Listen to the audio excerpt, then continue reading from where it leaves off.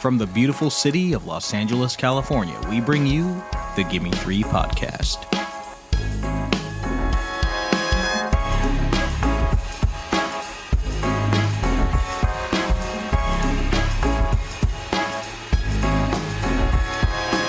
Welcome back, cinephiles, cinema lovers, and movie appreciators to the Gimme Three podcast, a series for cinephiles. As you all know, or if you're new to the show, this is the podcast where we dive into 3 films connected by one theme.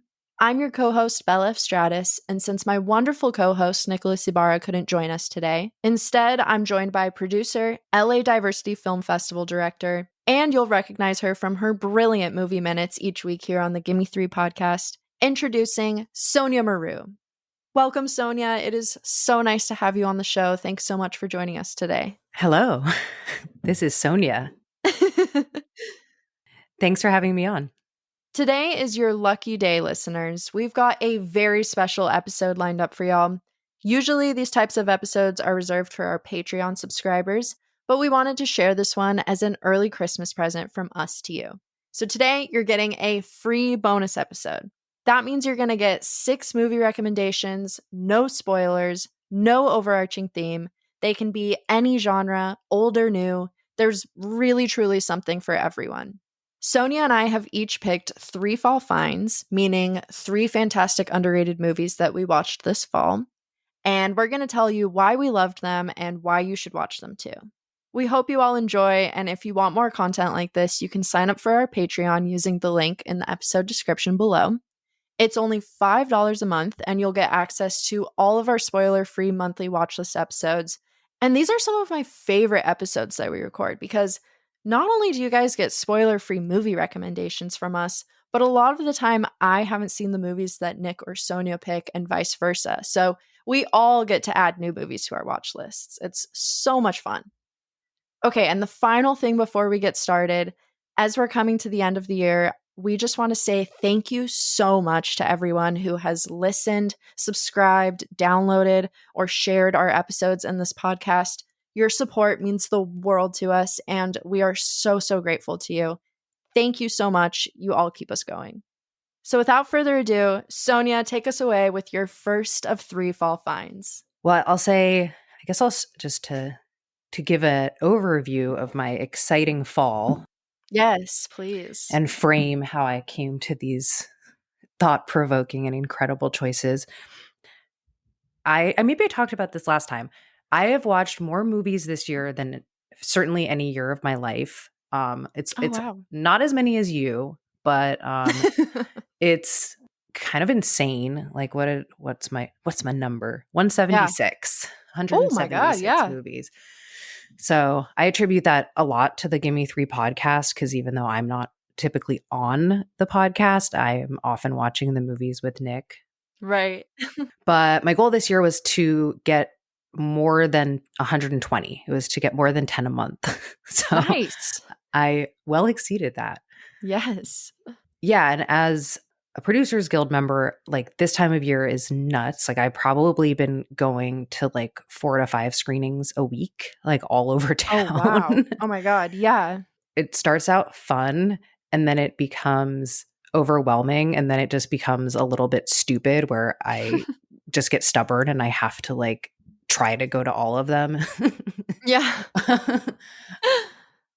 So I've gotten to see a lot of movies that are actually not out yet, or at least I saw them before they came out. Like we saw Nosferatu, but I'm not going to talk about that because I don't want to give like anything away since it's not even out. Right, right. Although I will say it's great. I'm sure that you'll love it. That's like my most anticipated movie this whole year. Yeah, it was mine too, actually. Oh, really? Yeah. Yeah. I haven't seen The Witch because it's scary, but I've seen I've seen The Lighthouse. Of course. Yeah. Lighthouse I think is like my favorite. And then I was pretty obsessed with The Northman and have recommended it to everyone. Yeah, it was so cool. I mean, the ending is incredible. It's one of my favorite like ending. I don't know. I don't even know what's the third act technically, but like that last chapter is incredible. Oh my God. So anyway, I picked one movie that's that's old that I just happened to get to see for the first time. And then the other two are like current movies that are in the theaters now. So nice. I love it. Good variety. Yeah. But the first one I'll go with is the older film. It's Todd Haynes' Safe from 1995. I saw it at the Egyptian on an original 35 millimeter print, which was not in the best shape, but always really amazing when you know that, this print has been around since the dawn of the film. Right. And then it was followed by a Q&A with Todd Haynes, who is incredible. And this was probably the third time I've seen him do a Q&A about various films. And he's just so smart and engaging and insightful and great. So he always makes you love the movie even more than you already did. So yeah, Safe is a psychological drama from 1995, written and directed by Todd Haynes and starring Julianne Moore in her first leading role ever. I didn't know that. Oh my God. Yeah, I didn't know it was either. That's amazing. So yeah, it's pre-Boogie Nights. She had been in Shortcuts by Robert Altman, which is like an ensemble cast film, and she's really great in that. But she's not like the lead. So it's set in the San Fernando Valley in 1987, and it's about a suburban housewife named Carol White, who has this monotonous and privileged life, just redecorating her home, going to lunches, doing jazzercise. There's a really great scene of her working out in like a great 80s outfit. Oh, I love it. It's so good.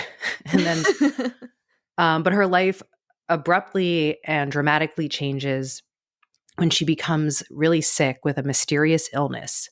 And she believes that the illness is caused by the environment around her, specifically like chemicals, such as anything from like the hair dye that they put in her hair to, car exhaust and cleaning products.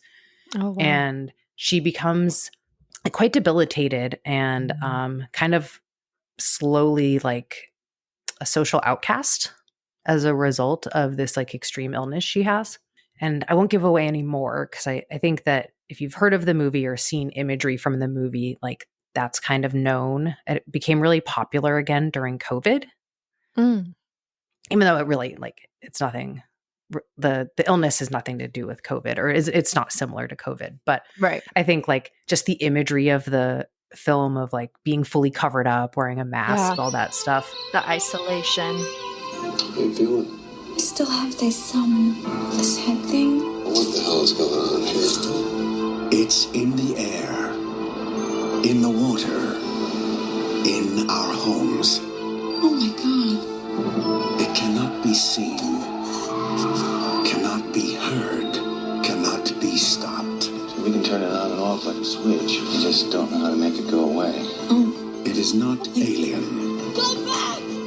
It is not viral. You are perfectly healthy. You might want to consult someone. A psychiatrist? It is not natural to this earth. Your family and friends tell you that you're overreacting.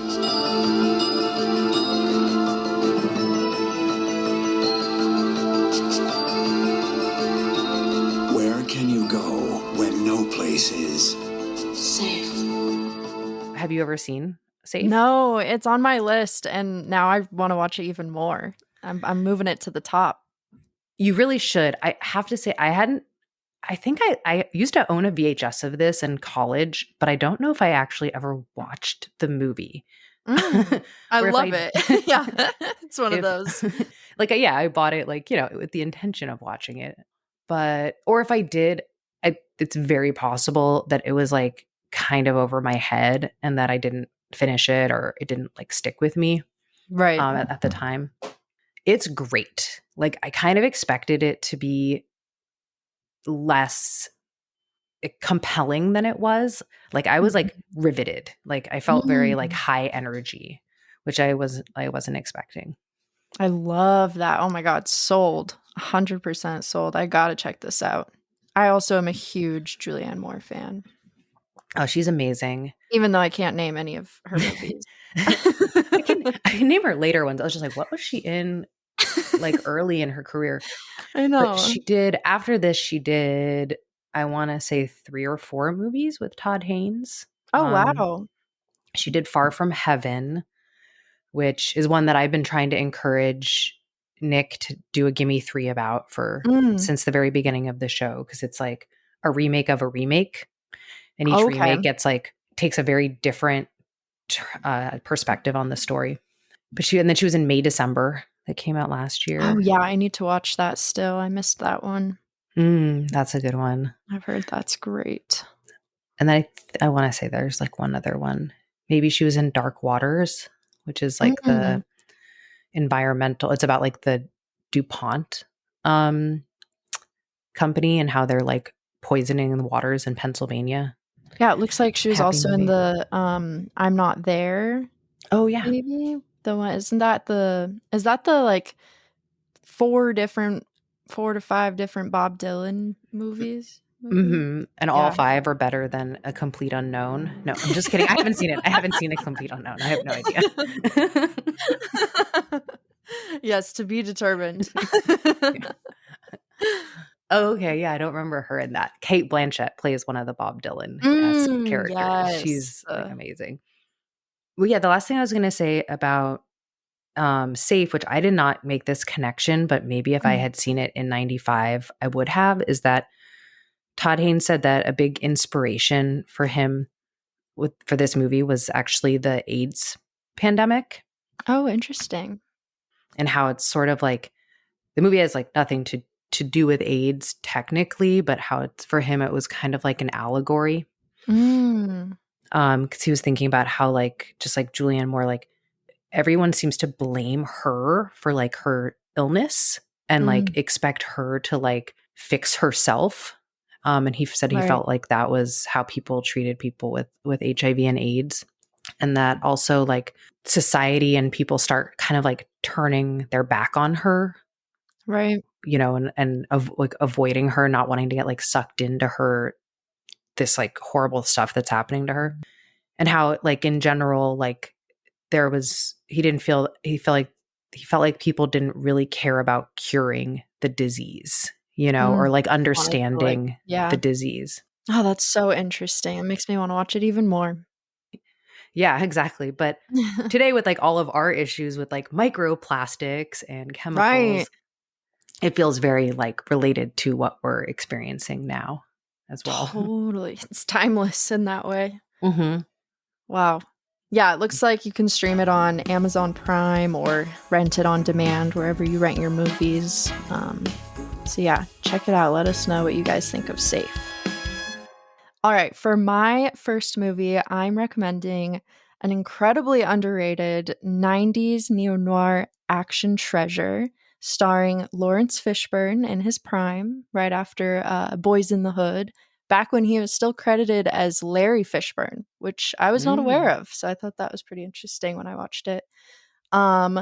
We've also got a young Jeff Goldblum alongside Charles Martin Smith, Victoria Dillard, Clarence Williams III, Roger Gunvor Smith, and Sidney Lasik, just to name a few, in Bill Duke's 1992 film Deep Cover. Have you seen this one, Sonja? No, and I can't even like visualize what it is, which is surprising. Like as you were listing the cast, I was like, no, I don't know. I don't know what this movie is. I had never heard of it. My boyfriend we had a movie night. He got to pick. He was like, Deep Cover. It's got Lawrence Fishburne, action. This sounds great. So the film is set in 1972 at the height of the war on drugs. And Lawrence Fishburne plays Russell Stevens Jr., who's a Cincinnati-based cop who's recruited by the DEA to go undercover in LA to infiltrate one of the biggest drug cartels on the West Coast.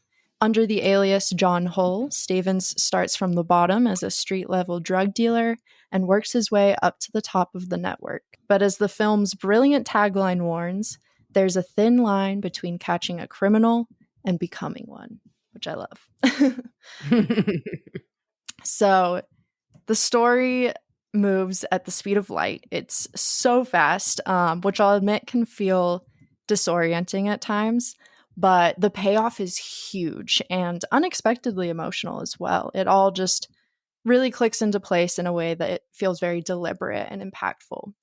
And at first glance, Deep Cover might just look like just another slick 90s action flick, but I would say it actually offers so much more than that. Though the film tackles a lot of dark and heavy subject matter, there's actually a surprising level of humor as well.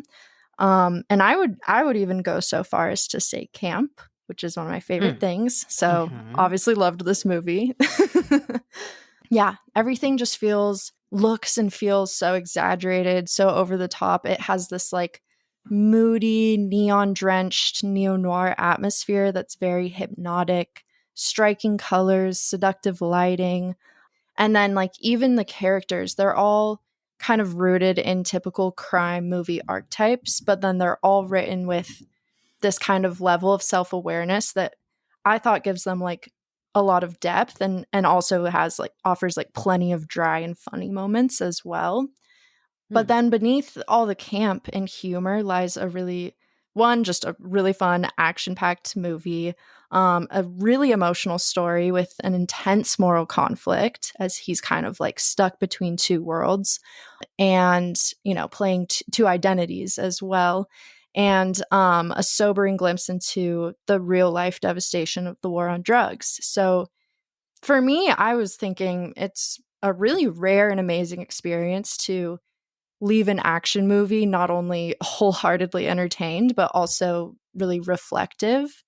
So that kind of made this movie stand out from others for me.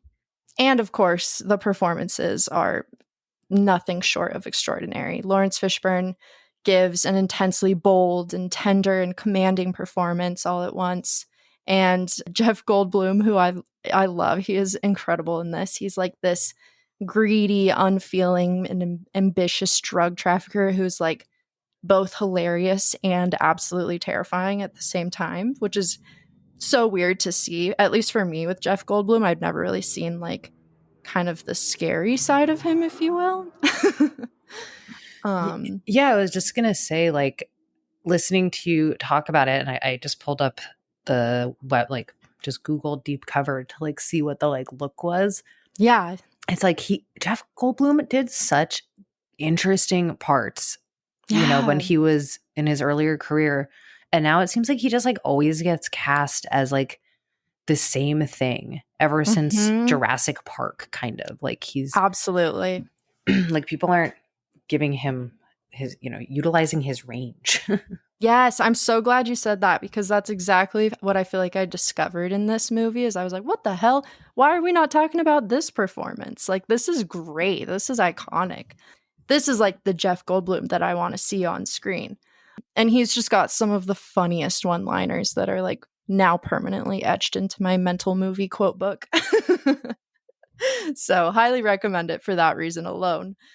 Also, I did not expect these two, Lawrence Fishburne and Jeff Goldblum, to be such a like dynamite on-screen duo. But they kill it together in this movie. Like I could watch them on screen for forever. Like brilliant characters brought to life by even more brilliant performers. So yeah, overall Deep Cover is I think it's just such an amazing genre blending kind of character study and a really gripping story through or kind of journey through the darkest corners of the drug trade. And it's smart, it's stylish, it's much more impactful than I expected. Just highly, highly recommend checking it out. I definitely want to see it. And I'm noticing that it's in the Criterion collection. Oh, wonderful. If you Google it, you can see the Criterion cover. It's really cool, actually. Oh, yeah. I mean, their covers are always really cool. Yeah, it sounds really good. And I love like an undercover cop story. Like, you'll love this. There's just so much tension to play with. Yes. No, it's so intense, but then also like the like silly camp really balances it out for me at least. And I'm curious, you guys may watch this and be like, what the hell? This isn't camp at all, Bella. Like, what are you talking about? So yeah, I'd love to hear what you think and what our listeners think of this one. You guys can stream it right now on Amazon Prime, or you can rent it. I'm sure it's at your local video stores. Obviously, the Criterion Collection probably has it. So, and tangentially, you just made me think of 2 other movies that you should watch. Round out your young Lawrence Fishburne and Jeff Goldblum. Please, yes. Event Horizon. Have you ever seen that? No, I'm going on Letterboxd and I'm adding it to my watch list right now. I think it's terrifying, but I don't think it's just because I am easily scared. Like, it is known for being. It's like a space movie. Oh, okay, love. Like scary ship space movie. And it co-stars Sam Neill of Jurassic Park fame with Jeff Goldblum. And then, actually, this other movie is also space themed now that I realize it. Earth Girls Are Easy. Have you ever heard of that? Yes, I've watched this. I've watched this movie. I hardly remember it. I was so high when I watched it, and it was kind of terrifying. But Jeff Goldblum has stuck in my mind in that role ever since. I'm so glad you mentioned that. It's such a crazy movie. It might be like quite offensive on like a gender level. I haven't seen it in a long time, but I loved that movie when I was a kid. I think that was one that I discovered because of Jim Carrey, probably, and Damon Wayans, because I was so obsessed with In Living Color, the TV show. And you got Gina Davis. Like, come on, what's not to love? So my second film is still in theaters. Don't know where it will be streaming. And it is Nightbitch, 2024's Nightbitch, starring Amy Adams. It's based on a novel, and the film is written and directed by Marielle Heller, who made Can You Ever Forgive Me? And the Tom Hanks Mr. Rogers movie, which I'm forgetting the name of. Oh, yeah. Be My Neighbor, maybe, something like that. Yeah, something like that. Anyway, she is great. I have really liked everything she's done. Even the Mr. Rogers movie, which I was like, how are they going to make this after that documentary, which was literally perfect? And I was like, no, it's a good movie. So she's great. But this is very different than the Mr. Rogers movie. So Nightbitch is funny, creative, and satirical. It's about a former artist turned frustrated stay-at-home mom who begins transforming into a dog overnight. She even has a pack of dogs that she runs with. Her dog identity starts becoming so pronounced that it starts changing her physically and in her daytime life as well. Like, she'll play with her son like he's a puppy, and they'll get on their hands and knees and roll around like dogs. Somehow sounds so disturbing, but also so cute. It's a really creative movie.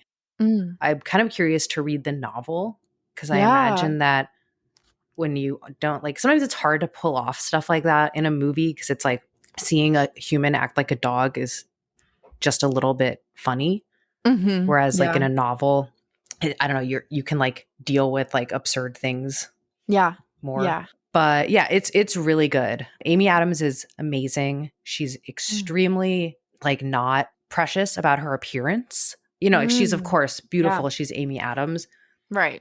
But she really does the letting herself go thing and being just exhausted mom who is still carrying some baby weight and all of that. Yeah. Even though the kid is 2, I think. It's not a little baby. But she just really goes for it in this character. And it's really funny, but it's also really sweet and thought-provoking all at the same time. I really appreciate that the husband is not one-dimensional. You could just be oh, the husband doesn't get it. The wife has to take on so much. That's all happening. But he's played by Scoot McNairy, who's an actor I really like. He genuinely wants his wife to be happy, and he wants to make their lives good and all of that. But he's just like completely clueless. And you're like, yeah. So he does things that piss you off, piss her off. But, you're like, no, this is like real people. Yeah. Her husband's not evil just because he's working while she's not. Right. He's not a villain in the film. Exactly. And the husband in Safe is kind of like that too. Like he does not understand what his wife is going through, and he's kind of a dick, but it like all comes from a place of just being like a guy who's like not really equipped to deal with what's happening. Yep. But yeah, before I get too off topic, have you seen Nightbitch?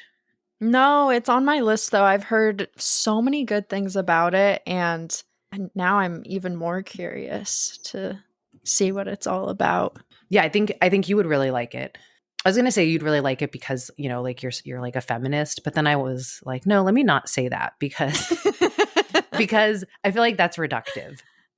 Like my friend Drew, who's a guy, saw it, and we were talking about it afterwards, and he's like talking about how surprised he was by how much he liked it because he even said like, because I'm not the target audience. Right. And I was like, why? Because you're male? Right. Yeah. You're like, that's it. And I was like, yeah, I mean, I don't know who the target audience of this movie is. I didn't really think about it. Maybe it's because it's like me, but I know. Yeah. It's so weird when that happens. You're like, wait, this isn't for everyone? Like, right. I mean, I don't know if that makes sense, but I know that exact feeling of like where you haven't thought about being the target audience because you're like, that was so enjoyable. Everyone would love that. Right, exactly. But I think as Drew, who's like 32-year-old guy, not a parent, really liked it too. And I was like, yeah, it's because it's smart and it's funny and it's grounded in a reality that we all understand. If we've had a parent or seen a parent, like we all understand the dynamics of family. And yeah, I was like, oh, it's so like reductive to be like, oh yeah, it's for women. That like automatically means that it's less than or something. Kind of like pinholes it. Yeah. But Nick loved it too. And oh, good. Nick is not a woman or a mother. I love it. No, I'm definitely going to check that out. Hopefully I can still catch it in theaters, but regardless. I think it just came out. Okay. Yeah. Like last week. I don't know that it's going to be in the theaters for like a super long time. I don't imagine it's going to be like a blockbuster film. Right. But yes, it should still be out for a little while. I bet it's a great theater experience. It was. The audience I saw it with, it was like a preview screening, but people were like really into it and like vocal during the film. Awesome. And I might have been like the most vocal, but there's a part, I wouldn't call this, it's not body horror by any means, but as part of her like physical transformation, at one point she like touches something and it like does something kind of nasty on her body. And I was like, oh God. And Nick just like turns to me and he's like, you'll never make it through the substance. He's like, all right, we can cross that one off the list. That is so good. But yes, absolutely see it. You will love it, whether or not you're the target audience. Next, I want to highlight a truly unsung Pixar gem for all of our Pixar fans or simply animation fans out there. Maybe you've already seen this one, or if you're like me and you happen to miss this one because it's kind of recent. It came out in like 2021. Now's your chance to correct yourself and check it out immediately. And that is Pixar's fantastical adventure film Onward. I'm admittedly a massive Pixar fan, and for some stupid reason, I skipped this one. Well, actually, the reason is that I think this movie was released in March 2020. So it was like literally right when lockdown started for the pandemic. So I think it was never even released in theaters and just went straight to Disney Plus, which I didn't have at the time. And let me tell you, all these years later, I feel like I've been missing out. So I honestly was like blown away by this movie. I think it's so fucking good. I think it's one of Pixar's most underrated. I randomly threw it on when I was having a tough day because my go-to self-care method on my depression days is to watch a Pixar movie because they're so damn cute. They always give me something that'll make me cry every single tear out of my entire body. Uh, and then everything, is happy in the end. And I always feel better after watching one. So I'd never seen Onward and I hadn't really heard that much about it. So I was just like, what the hell? Like, I'll check it out. It's just one of those days. And immediately I was hooked. For one, I think the premise of this film is hilarious and I'm obsessed with it. It's kind of really stupid, but it did something for me. So basically, once upon a time, there was ancient magic all across the lands, and the land is inhabited by millions of mythical creatures. We've got elves, wizards, centaurs, cyclops, pixies, goblins, whatever, you name it. Magic was the source of everything, but it was really difficult to master it. And so one day, someone invented the light bulb. And of course, flicking a switch is a lot easier than wielding magic. So, as technology evolved over the centuries, magic became obsolete and a legend, even. So, cut to modern day, it looks exactly like our world that we know today, but if we were all mythical creatures instead of humans. So, it's like elves with iPads and like centaurs driving cars, but they're like made to look in a way that would fit that kind of type of being. I don't know. It's so ridiculous, but something about it just was so funny to me. And our two leads are elf brothers named Ian and Barley Lightfoot, voiced by Tom Holland and Chris Pratt. Ian, the younger brother, is a very socially awkward and lonely teenager. He's really struggling to fit in and kind of find himself, and he's having this struggling with kind of like a lost identity that I think stems from the fact that he never got the chance to meet his father before he died. So he talks about this a lot in the film. So with the help of his magic-obsessed, rebellious older brother, the two of them decide to set out on a quest to find an artifact that will temporarily bring their deceased father back to life for a full 24 hours. I went into this movie completely blind, and I thought it was just going to be like a silly, fun, fantastical film about elves. It's directed by Dan Scanlon, who did Monsters University, which, from what I remember, was just a very light, feel-good movie. So I was not expecting the emotional gut punch that I got from this movie. I was so unprepared. This movie absolutely broke me, but in a good way. And I read that the director was inspired to write this movie after hearing an audio clip of his dad who had died when he was younger, when him and his older brother were like really little. And so it's actually a really personal and beautiful story and reflection on grief and brotherhood and self-discovery, identity. It's also so funny and charming and is just filled to the brim with amazing characters and extraordinary world building, which I love to see. It also pays tribute to some of like the iconic adventure classics like Indiana Jones or fantasy classics like Lord of the Rings.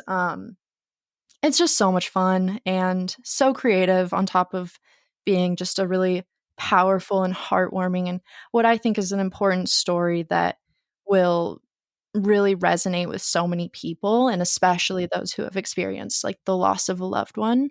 Yeah, I can't recommend this movie enough. I simply adore it for everything that it is. And it has a scene that I think rivals the emotional impact of the intro to Up. Guaranteed to Whoa. works. Yeah. That is a bold statement. Bold statement, but like it snuck up on me. I did not expect it. So if that intrigues you, definitely check it out. If you're having a hard day and you need a good laugh, a good cry, an exciting adventure, then Onward is the film for you.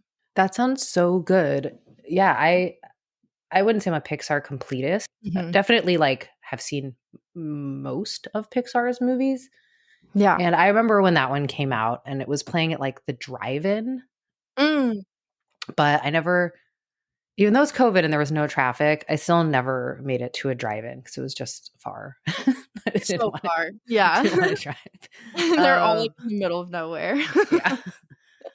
But I remember a friend of mine who has a teenage daughter took his daughter and they like loved it. And it was like a really good daughter-dad bonding movie. Yeah, that's so I love to hear that. Yeah, I feel like that made me think of another thing I would add is like sometimes I grew up watching Pixar. So sometimes watching these like newer ones where I'm like, wow, this is so much more relatable for kids today, if that makes sense, can be kind of like weird, but in a way this one just worked so well for me where I was like, even though it's fantasy, it's still kind of grounded in like real world experiences.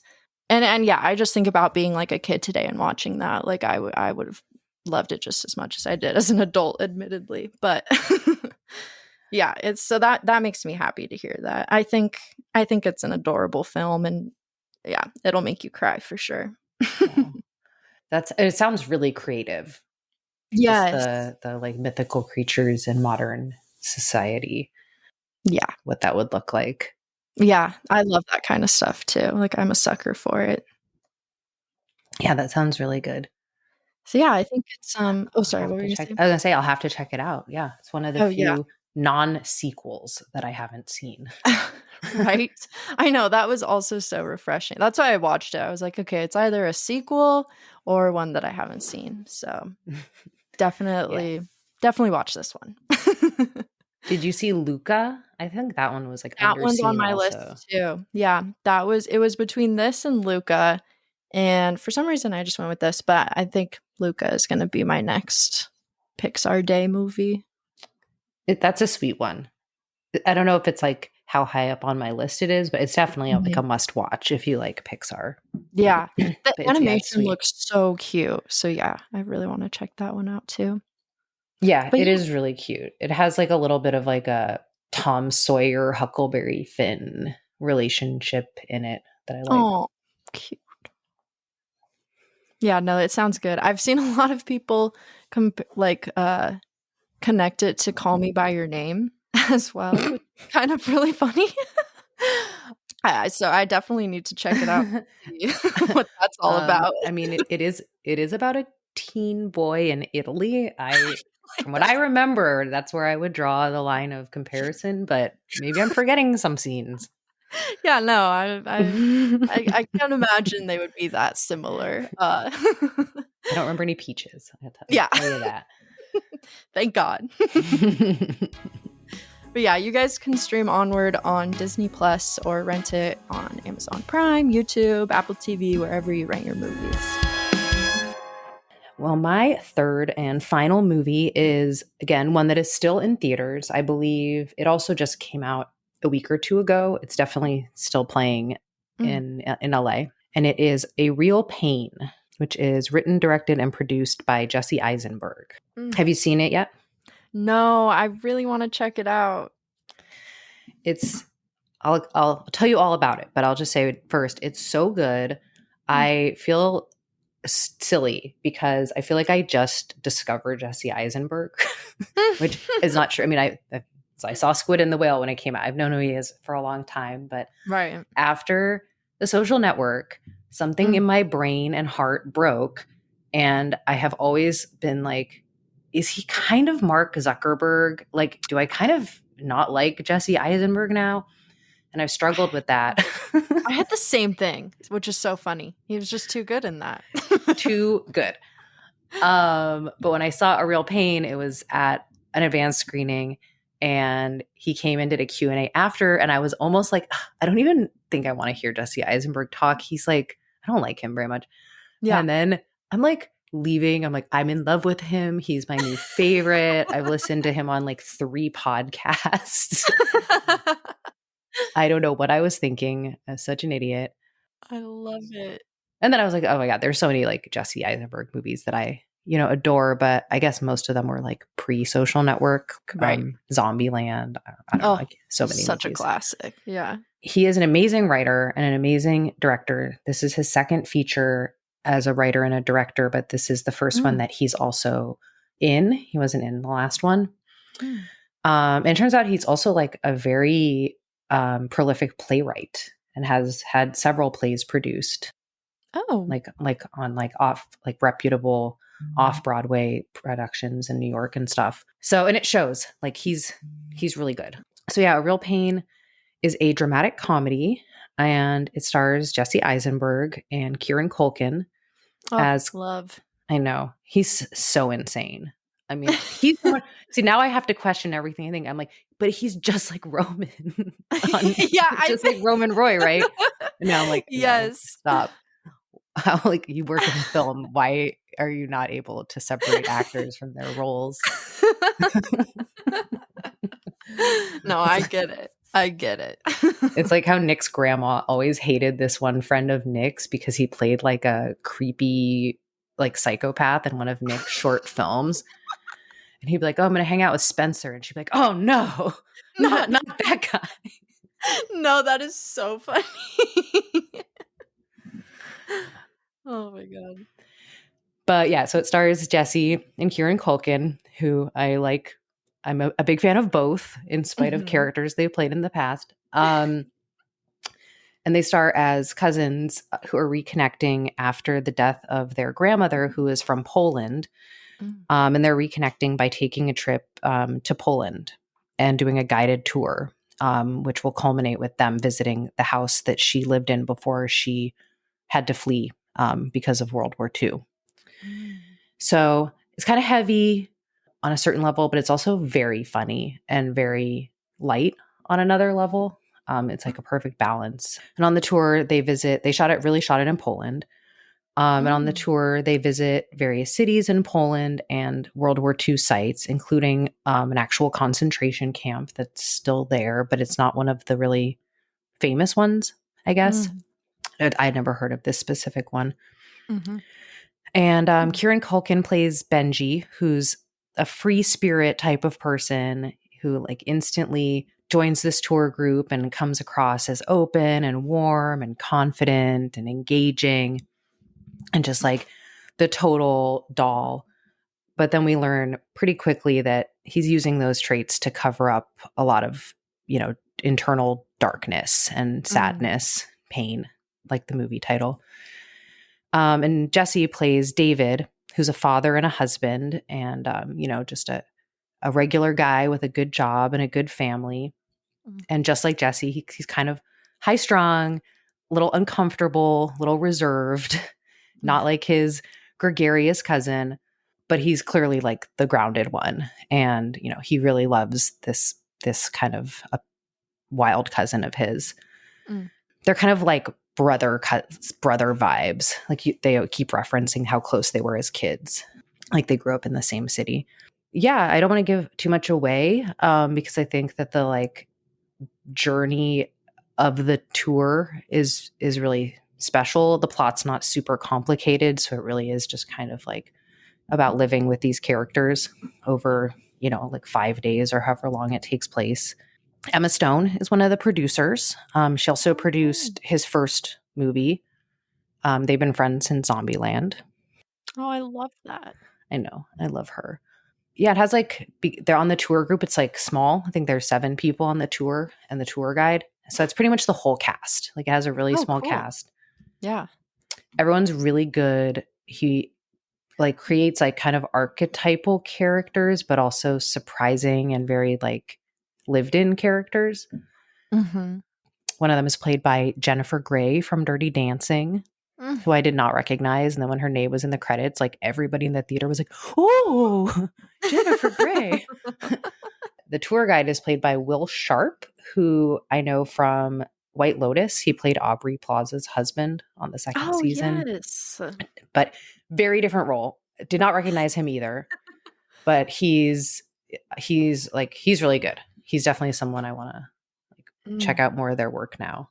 Yeah, I absolutely like Real Pain might be in my top 3, definitely in my top 10 movies that I've seen this year. I think it's just really kind of perfectly executed and really just touching and still really funny at the same time. Oh, well, I'm so excited to see that movie. When I first saw like a teaser or trailer for it, I was like, wow, yeah, I would totally believe that these two people are related. Like Jesse Eisenberg and Kieran Culkin, they seem so similar. But I'm excited to see how each of their characters kind of like differs in this movie, as you talked about. All right, my final film recommendation today is a 2024 film as well. Pamela Adlon's directorial debut, a pregnancy comedy film written by Ilana Glazer, my favorite, and Josh Rabinowitz. Broad City is like my ultimate comfort show. I grew up watching Ilana Glazer on repeat for so many years. I think she is so fucking funny and just easily one of the coolest people alive today. I'm so sad I missed this one in theaters earlier this year. I'm so sorry, Ilana. Please forgive me. This movie deserves so much love, and I'm really excited to talk about it today and hopefully inspire some more people to watch it. Ilana Glazer co-stars with Michelle Buteau as two lifelong best friends, Eden and Dawn. Eden is a single woman, very sex positive, very chaotic, but happy and thriving in her career as a yoga instructor. She's very similar to Ilana as Ilana in Broad City. On the other hand, Dawn is a successful dentist, married, and has just given birth to her second child. Even though they're both in very different stages of life, Eden and Dawn have managed to stay very, very close. But things start to get a little hectic between them after Eden gets pregnant from a one-night stand and leans on her best friend, who's already juggling a lot for support. Critics have called this the bridesmaids of baby making, which I love. And I couldn't agree more. I love seeing women in comedy, and this is just genuinely one of the greatest comedies that I've seen in a long time in general. I really loved this movie. My boyfriend loved this movie. It's similar. I feel like this is a similar pairing for like Nightbitch, where it's one of those things where maybe women are the target audience, but I think ultimately everyone can enjoy this movie. I think it perfectly balances the humor and beauty of motherhood and friendship while also confronting head on like the harsh realities of pregnancy and the pressures and expectations placed on women's bodies and minds and relationships in this phase of life. And it gets very real and very personal. And I think it's a very meaningful film. For one, we still rarely see these experiences that so many people go through depicted on screen, especially within the genre of comedy, let alone for like an entire movie to revolve around it from beginning to end. So, yeah, I think this movie's beautiful. I think it's groundbreaking even in the comedy vein, and I think it's just amazing that we can talk about these like very real issues and experiences through a comedic lens as well. And Alana and Michelle are fantastic. They are so funny together, but they can also get real. Like they know exactly when to pull back and get a little bit more serious. But yeah, their chemistry is undeniable. I'm in love with both of them, and I would love to see more of them. And yeah, it's just I like don't want to say too much about it because it's one of those things that's kind of fun to just go into blind and like experience the full thing. And there's a lot of ups and downs, highs and lows, and just twists and turns. Like you never know what you're gonna get. And oh, it's so much fun. So if you're looking to watch a great comedy, you absolutely should check out Babes. Have you seen this one, Sonia? I haven't, but thank you for reminding me because I wanted to see it. I love Broad City. Oh, I totally think like me and my best friend, like I always just equated us with Alana yeah, and Abby the or vice best. versa. And she's just so funny and so great. hmm So no, but I think that was one that, yeah, must have just like in my 176 movies I watched. Like somehow I missed that one. Right? Yeah, no, I feel like it flew under the radar, a lot of people's radars. And yeah, so I wanted to pick it today to, yeah, either put it on the radar, remind people to watch it because it's out there, and it's just a great, great time. And yeah, I loved it. And I feel like I had been kind of like needing a comedy like it. It's been a while. So yeah, it's short but sweet pitch. But I'm really excited to hear what everybody has to say about Babes. So you guys can stream it right now on Hulu or rent it on demand. Awesome. Yeah.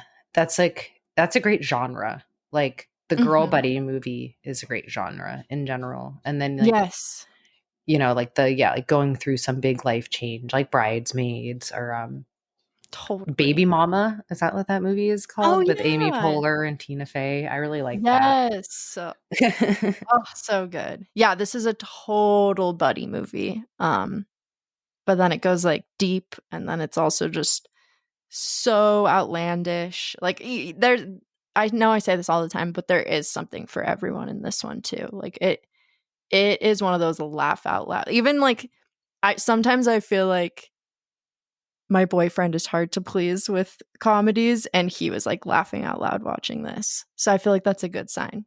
Very good. Well, you picked 2 movies that he liked. So yeah. Or maybe 3. I don't know if he watched Onward. But no. He's like, I won't watch kids' movies. He's missing out. Yeah, he is absolutely missing out. But yeah, so 2 boyfriend approved movies. They must be pretty good. There you go. If that means anything to anyone. Alrighty, well, that is a wrap on our Fall Finds episode. You've got 6 must-watch movie recommendations to add to your list. So if you didn't have plans already, now you know what to watch this week. Thank you so much for listening and supporting the podcast. We hope you guys enjoyed this episode. And if you've seen these films, please let us know what you think of them. We'd absolutely love to hear from you guys. You can comment your thoughts and recommendations on our Instagram at Gimme Three Podcast. That's GIMME, spell out 3 podcast. And stay up to date on all of our upcoming content as well. You can also reach us through our super cool texting feature. Hit the send us a text link at the top of our episode description, and we'll even share your texts on the podcast if you want. Once again, Sonja, thank you so much for joining me today. And if you want, you can tell our listeners where they can find you on the socials. Yeah, you can find me on Letterboxd at Sonja M, SONJAM. The M stands for movies. Yes. And I know you're all anxiously waiting to see how many I get to by December 31st. I feel like I'm going to be at 182. I love it. It can be done. 10 more movies. I mean, I think we already have like that many movies scheduled for the rest of the year. So, including seeing Nosferatu again. Oh, cannot wait. So excited. Awesome. Well, thank you for having me. It was really fun as always. Oh my God, of course. Anytime.